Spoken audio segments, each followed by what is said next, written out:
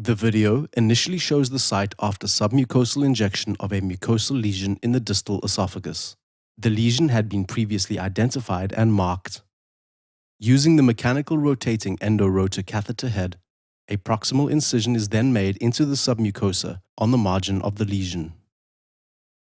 In the process, the catheter sucks the mucosal segment involved into an opening in which two small rotating knives resect the mucosal segment and deposit all of the resected matter into a filter so that all of the tissue particles can be examined histologically afterwards, including the margins. After the incision, the catheter is now advanced carefully into the submucosa, which is mechanically separated so that a tunnel is created. The endoscope is then introduced into the tunnel from proximal to distal, and a large submucosal space is bluntly dissected using the endoscope and the mechanical catheter. Importantly, this technique does not require any use of a knife, any thermal cutting, or any electric currents.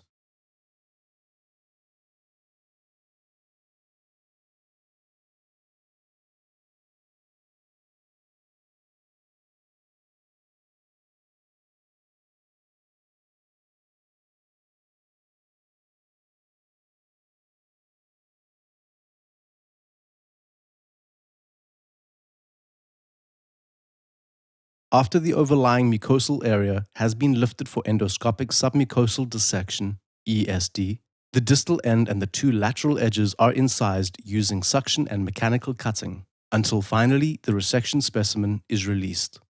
The specimen is then withdrawn en bloc using forceps.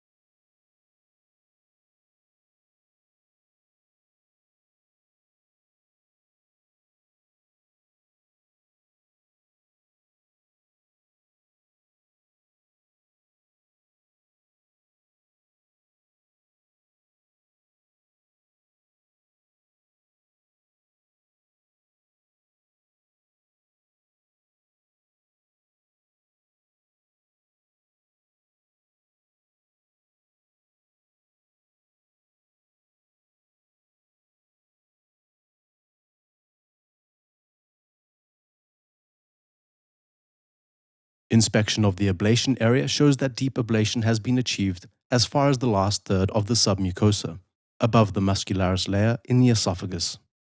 Histopathological examination of the removed esophagus, post-mortem, shows resection as far as the lowest layer of the submucosa. No relevant bleeding or perforations occurred in any of n equals 4 repeated esophageal resections.